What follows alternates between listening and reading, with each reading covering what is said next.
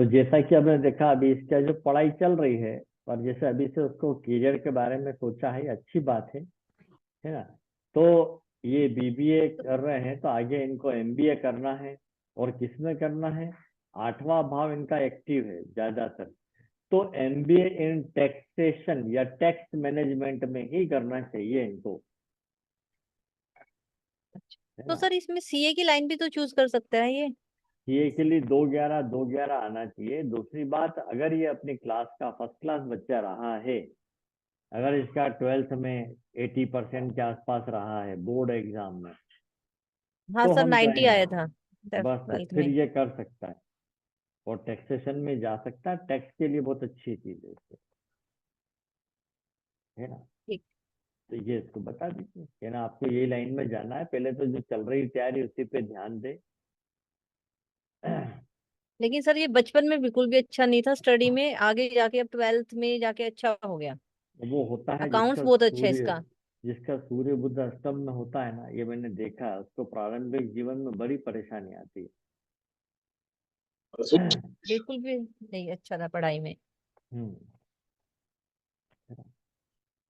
चलिए, अब यहाँ तक तो ये अपन ने देख लिया, अकर्म भाव का हो गया। अब आ जाए हम अगले चैप्टर पे। अब अगला चैप्टर खास है, क्योंकि अब जैसे बचपन देख लिया हमने, पढ़ाई लिखाई देख ली, अब उसका रोजगार देख लिया, जॉब मिल गया, अब क्या होगा? विवाह। तो विवाह संबंधी नियम वैसे मैंने काफी बता रखे हैं आपको, सप्तम भाव से संबंधित। हम्म। तो वैवाहिक जीवन के लिए सर्वप्रथम भाग्य को पढ़ना चाहिए कि भाग्य में विवाह का प्रॉमिस है कि नहीं, बस वो एक बार देखना है। ठीक। फिर लग्न चार्ट में भी यहाँ जो ग्रह विद्यमान है वो अपना असर तो दिखाएंगे ही दिखाएंगे। अगर सप्तम भाव में पापी ग्रह है तो उसका फल तो मिलते रहेगा। व्यक्ति कहे नहीं मेरा गृहस्थ जीवन बढ़िया चल रहा है, सब है, अब उसको क्या मालूम कि उसका जो जीवन साथी है उसके कई जो है केस उसका बिगड़ा हुआ है। वो तो आप तेरे साथ सुखी है, परंतु उसको एक अच्छा जो जीवन साथी मिलना चाहिए था वो उसके भाग में नहीं है, अभी चल रहा है अच्छा ठीक है ना। फिर यहाँ पर देखिए राहु विराजमान है, शनि की दसम दृष्टि भी है। ठीक। और सप्तमेश गुरु खुद राहु की दृष्टि से पीड़ित भी है। तो वैवाहिक जीवन में तकलीफें रहेंगी, ये हम उसको बोल सकते हैं। ये तो इसने बता दिया। अब नवमास में लग्न में कोई अच्छा ग्रह विराजमान है क्या? नहीं है, तो वैवाहिक जीवन देरी से शुरू होगा। अरे अगर भाई, लग्न में, आपकी आवाज नहीं आ रही थी, क्या बोल रहे थे? हाँ वो इंटरनेट सर कनेक्शन रिपीट कर दीजिए। अनस्टेबल। हाँ मैं कह रहा था, ये हमने देख लिया। अब एक बार नवमास में भी देख लें, नवमास में लग्न में कोई शुभ ग्रह है नहीं है, इसका मतलब वैवाहिक जीवन देरी से शुरू होगा। ठीक है। अब आगे चलें। अब आना चाहिए सप्तम भाव को पकड़े। सप्तम भाव का सबलाट कौन है? चंद्रमा, है ना। चंद्रमा का स्टार लाट कौन है? मंगल। और सबलाट कौन है? केतु। तो ये मंगल और केतु को, तो मंगल 7 का संबंध जो है 2 5 7 11 में से किसी एक से भी हो, है ना, तो विवाह होगा। मान लीजिए इनमें से कोई भी भाव नहीं जोड़ता, बल्कि 3 4 भाव आ जाते हैं, 3 और 4, कोई प्रॉब्लम नहीं। अकेला 8 आता है तो भी समस्या नहीं है। लेकिन 1 6 10 आ जाए, या 4 6 10 आ जाए, या 6 8 12 आ जाए तो ठीक नहीं। तो सप्तम भाव का सबलाट चंद्रमा, चंद्रमा का स्टार लाट मंगल। मंगल क्या बोल रहा है? 8 6 4 9। अब यहाँ पर 8वां भाव आ गया, है ना। 8वां भाव मना नहीं करता है, सेक्सुअल ऑर्गन का भाव होता है, लेकिन ये छठा आ जाने से विवाह में प्रॉब्लम आएगी, देरी होगी। और अब इसका मंगल का वो कौन था? 7वें केतु। भाव का सबलवाट था केतु। केतु को फाइनली क्या बोल रहा है? 6 2 4 9। छठा ए ग्रेड का है, वैवाहिक जीवन में समस्या रहेगी, ये तो क्लियर हो गया पिक्चर देख के भी। ये निकाल दिया। दूसरा, इधर देखिए, ये ईशानी की जो पत्रिका दी थी इसके इसमें भी देख लेते हैं। सप्तम भाव, ठीक है, लग्न चार्ट में देखें सप्तम भाव। सप्तम भाव का स्वामी कौन? शनि। शनि का विराजमान है द्वितीय भाव में राहु की दृष्टि में। वैवाहिक जीवन देरी से शुरू होगा, कुटुंब परिवार से अलग रहना पड़ेगा शनि के वजह से। अच्छा, सप्तम भाव पर किसी शुभ ग्रह की दृष्टि है क्या? मंगल की 1 2 3 4, मंगल की चौथी दृष्टि पड़ रही है। खैर, मंगल की चौथी दृष्टि अगर मकर राशि पे पड़ती है तो बुरा नहीं होता है, अच्छा है। अब आ जाए सप्तम भाव पे। सप्तम भाव का सबलाट जो है कौन है? बुध है ना। बुध द्विस्वभाव राशि है। कई बार लोग बोल देते हैं इसको देख के कि भाई आपके 2 विवाह है, ऐसा नहीं है, वो तो तलाक होने के बाद की बात है। बुध आ गया, बुध का स्टार लाट कौन है? गुरु, और फिर सबलाट स्वयं बुध। गुरु क्या बताता है? 4 4 6 9 6, देखिए 4 6 आ गया, हो गया ना। वैवाहिक जीवन में प्रेम स्नेह की कमी, वैसे भी हमने इसका 4 4 बहुत एक्टिव है। प्रेम संबंध हो तो टूट जाए, है ना, प्रेम पूर्वक व्यवहार ना करना, ये इसकी आदत में होगा। तो सातवें का सबलाट जो है वो बुध था। बुध का स्टार लाट गुरु और सबलाट स्वयं बुध है। बुध फिर 4 6 9 3 12 दे रहा है। 6 12 4 6 12 आ गया, वैवाहिक जीवन में समस्या रहेगी। सर ये बात। सर इसके हाँ। चार्ट में 4 नंबर की बहुत ही ज्यादा है। ये बात है, तो ये एक क्योंकि समस्या सारे वाली बात। प्लेनेट 4 में बैठे हैं। हाँ, हम्म। ये ठीक नहीं है इसके लिए। फिर दूसरा, ये मयंक गोयल 2004 का बर्थ है इसका, इसका देख लेते हैं। तो इसके सप्तम भाव में मंगल गुरु शुक्र। सप्तम भाव में शुक्र अकेला हो तो अच्छा फल नहीं देता, गुरु यहाँ सप्तम भाव में हो, है ना, लेकिन पापी ग्रह की दृष्टि शनि की दृष्टि में आ गया है, वैवाहिक जीवन बिगाड़ता है, ये देखने में आया है। अकेला गुरु यहाँ होता है सप्तम भाव में तो जीवन साथी का साथ जल्दी छूट जाता है, ये भी देखने में आया। मंगल भी विराजमान है, तो कहने को हम कह सकते हैं पत्री का मांगलिक है, परंतु लड़की के लिए अष्टम का मंगल ज्यादा खराब हो गया, वो नहीं है। या सूर्य बुध है, ये ठीक नहीं है सूर्य बुध, है ना। और घरेलू जो जीवन का भाव है, कुटुंब परिवार के भाव में राहु विराजमान है तो वो भी ठीक नहीं है। चलिए आप सप्तम भाव से पूछते हैं। सप्तम भाव का सबलाट शनि।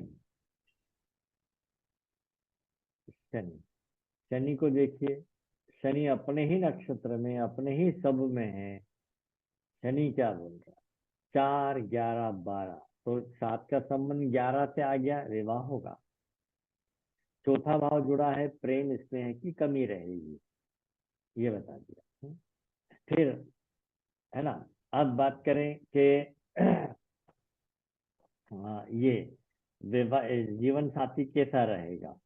तो सप्तम में अगर शुक्र रहता है तो हम बोलते हैं जीवन साथी अपने से दिखने में अच्छा होगा, एक तरीका। दूसरा यहाँ चले कि सप्तम भाव का सबलाट शनि है, और शनि अपने ही नक्षत्र अपने ही उसमें आया हुआ है, तो इसका मतलब है जीवन साथी उम्र में बड़ा होगा, 5 वर्ष या 5 वर्ष से अधिक। ये अगर शनि का संबंध राहु से हो जाता तब तो हम ये कहते हैं कि भाई दूसरी जाति में भी विवाह हो सकता है। शनि पंचम भाव में कभी अच्छा नहीं होता, मैंने पहले भी बताया। ये तीसरी दृष्टि से ये बिगड़ गया, सातवीं दृष्टि से लाभ भाव, दसम दृष्टि से कुटुंब भाव। अब यहाँ पर राहु विराजमान है, शनि की दृष्टि, परिवार में झगड़े होंगे अचानक, ये ठीक नहीं विवाह के लिए, है ना। अब वो निकालते हैं, पेन कागज ले लेते हैं। 2004 अभी चल रहा है 2024, है ना। तो अभी तो 20 साल की उम्र है। मान लीजिए हमें पता लगाना है कि इसका विवाह कब होगा, तो आजकल लड़कियां पढ़ने लिखने लग गई है, तो अपन 25 वर्ष आयु मानकर चले पहले तो, है ना। और दशा भी चल रही लग जाएगी इसके बाद इसको वीनस की, ठीक है। हाँ, अब विवाह कब होगा उसके लिए हमें क्या करना है ना, 5 7 और 11 के सिग्निफिकेटर लेना है। बहुत से लोग लेते हैं 2 7 और 11 के।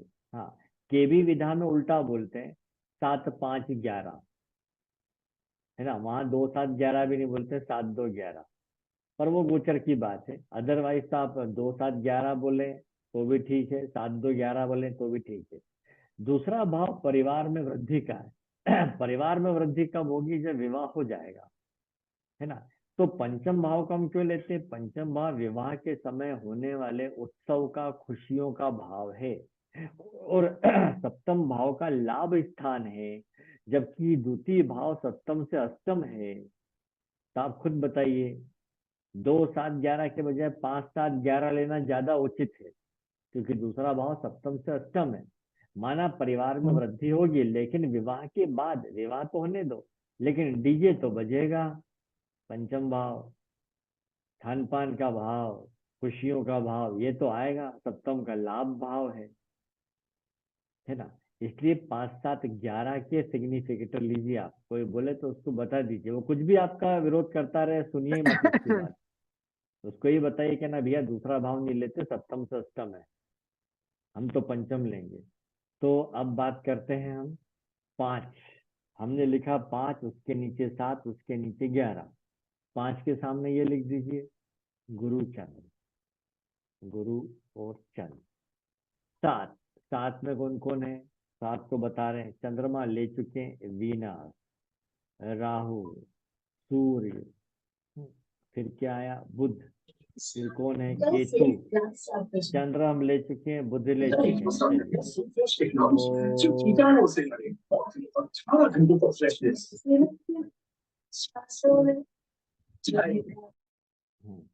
तो अब ले लेते हैं 11। 11 का कौन है?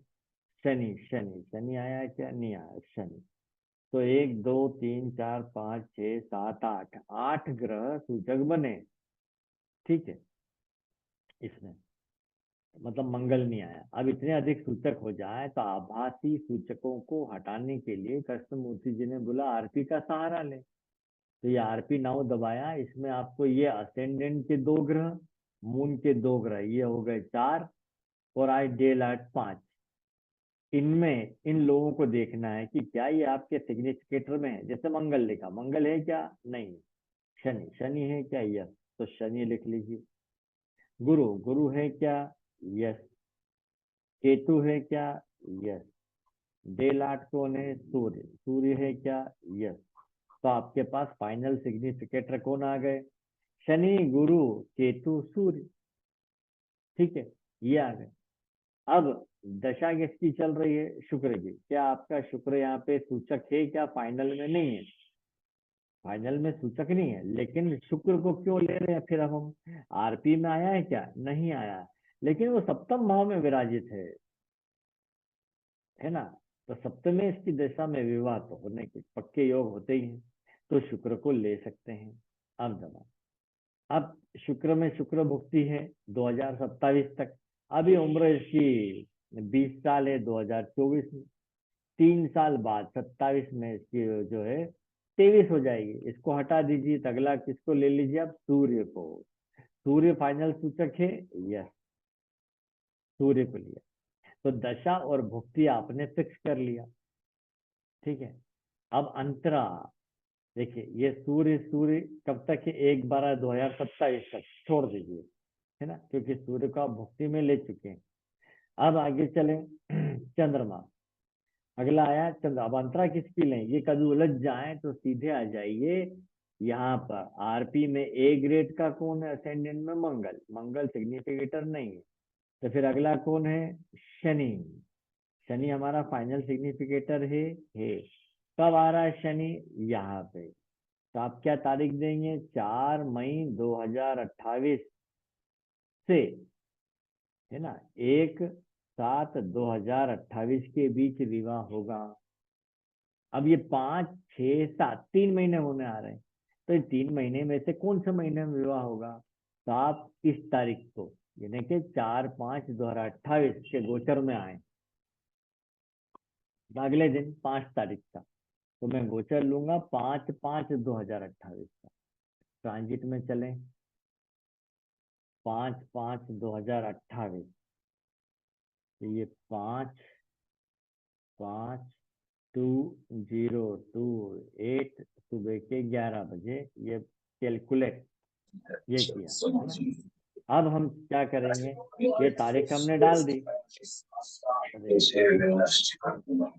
ये बंद करें माइक का। अब हमने तारीख डाल दी, ठीक है। अब हमें क्या देखना, कहाँ गया भाई वो, अभी तो डाला था मैंने, हाँ ये रहा, है ना। तारीख डाल दी। अब हमें सूर्य के गोचर को लेना है ना। सूर्य भले ही उस वक्त आपका फाइनल सिग्निफिकेटर बने या ना बने, सूर्य को क्यों बोला है कृष्णमूर्ति जी ने, सूर्य का गोचर सदैव फिक्स रहता है ना। हर साल मकर संक्रांति आती है तो वो कितने बच्चे कितने मिनट पे आना है, या तो 14 तारीख का आता है, 14 तारीख की रात होता है तो 15 तारीख लग जाती है। उसका गोचर सदैव फिक्स रहता है। सूर्य एक राशि में एक महीने रहते हैं, तो सूर्य को हमारे फाइनल सिग्निफिकेटर के नक्षत्र में आना चाहिए। सूर्य किसके नक्षत्र में, शुक्र के। शुक्र यहाँ पर बनता ही है ना। शनि गुरु बनता नहीं है, कोई बात नहीं। अब आप एक सप्ताह से बढ़ाइए बस। ये सूर्य देखिए अपने नक्षत्र में आ गया, है ना, फाइनल सिग्निफिकेटर है।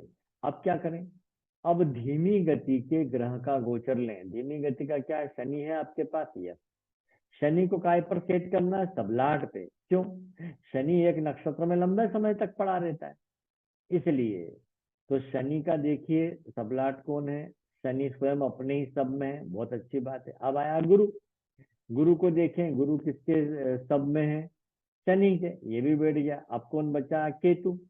केतु किसके सब में है, राहु के, कोई बात नहीं। तो हमारे 4 सिग्निफिकेटर में से 3 भी अगर एक दूसरे के सब में आ गए तो बहुत अच्छी बात है ना। देखिए, तो इसका जो विवाह है मई महीने में बनता है, 12 मई 2028 के आसपास, ठीक। तब ये जो हमारे सिग्निफिकेटर आए हैं, ये दूसरे में या सप्तम में या 11वें में इकट्ठे भी हो सकते हैं ना, ये भी एक तरीका है। दूसरा, वैदिक ज्योतिष में अगर आप जाएंगे तो क्या करेंगे, ये जो गुरु है इसको यहाँ ले आइए, है ना। ये गुरु यहाँ पे कब आ रहा है तब भी बताया जाता है, वो वैदिक ज्योतिष की बात है कि गुरु जहाँ विराजमान हो तो वो सप्तम भाव में आ जाए जब, तो मैं इसको थोड़ा सा मंथ से बढ़ा दूं। ये नहीं, अब मंथ में बढ़ा दिया तो मैं वीक से थोड़ा पीछे करूं कि गुरु सप्तम भाव में आके विवाह का कारक बनता है। 1 वीक हो गया, अब मैं 1 दिन से आगे बढ़ा रहा हूँ। गुरु को सप्तम भाव में कब आ रहा है, ये इसका गुरु 24 जुलाई 2028 को आएगा, है ना। ये वैदिक ज्योतिष के हिसाब से हो गया, जबकि हमने इसकी तारीख कब की निकाली है, मई की। तो 100% 2028 में इसका विवाह हो जाएगा, ये फाइनल हो गया। जीवन साथी कैसा मिलेगा वो हमने बता ही दिया, किस दिशा से होगा, है ना। तो यहाँ पर राशि को देखिए, राशि कौन सी पड़ी है, बुध की राशि, उत्तर दिशा। तो इसके जन्म स्थान से उत्तर दिशा की ओर इसका विवाह तय होगा, ये बता दिया, ठीक है। तब हम जो है कल फिर विवाह के ही केस लेंगे, विवाह के केस लेंगे, फिर डिवोर्स केस लेंगे, है ना। पर अपनी क्लास अभी 30, 29 से सोमवार मंगलवार और रहेगी, फिर 1 तारीख से 10 तारीख तक मैं हिमालय पे रहूंगा, है ना।